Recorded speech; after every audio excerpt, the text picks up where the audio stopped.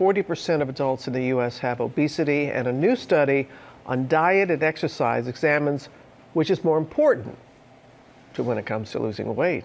What do you think? Oh, we already weighed in. No pun intended. Food, right? Yeah, weighed in. But you're the expert, so tell us about this research. Yeah, so obesity is something we see worldwide, but we think of this phenomenon, the obesity epidemic, in wealthier, more economically developed countries like the U.S. really exploding over the last 40 or 50 years. And the question is, what is the driver? Is it our more sedentary lifestyle, the fact that we're inactive, or is it our poor diet? And so researchers sought to answer that question. So they looked at over 4,000 individuals worldwide, over 30 different types of populations, farmers, hunter-gatherers, industrial settings, office workers.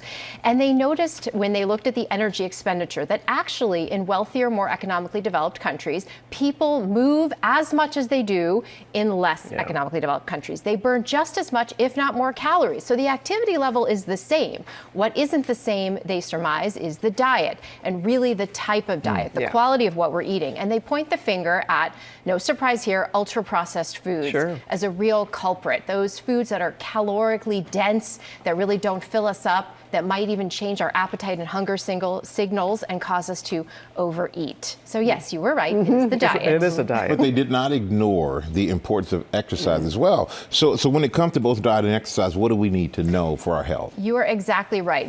Researchers say, look, this is not meant to downplay the importance of exercise. In fact, exercise is definitely a complement to diet. It is just as important. We have to prioritize it. We know that exercise is important for cardiovascular health, reduction of cancer, mental health, bone health. So how do we work that in terms of cardiology recommendations? We tell our patients 150 minutes a week of moderate intensity cardio, 75 minutes a week of vigorous intensity cardio, and 2 days, if you can, of strength training. You want to find something, Michael, that you enjoy doing, so you stick with it, and then just generally working an activity into your daily life, so less sitting.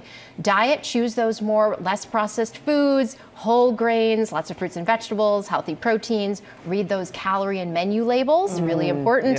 And I am a huge advocate for nutritionists. I send a lot of my patients to work with dietitians so they can learn how to properly eat. So what if you're at the point, you've been eating right, you've been exercising, you feel like it's not moving the needle? At what point do you decide it's time to call the doctor? I think it's a great idea to bring it up with your doctor in the beginning. Certainly, we usually tell people that the recommendation is to lose about 5 to 10% of your body weight over 6 months.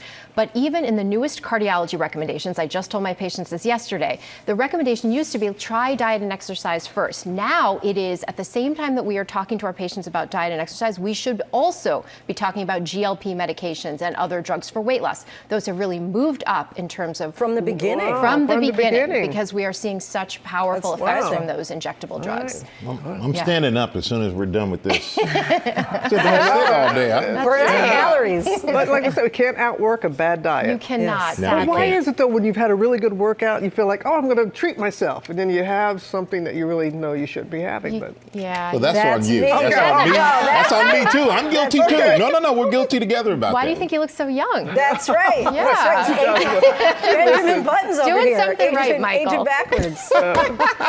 All right, Dr. Narula, thanks so much.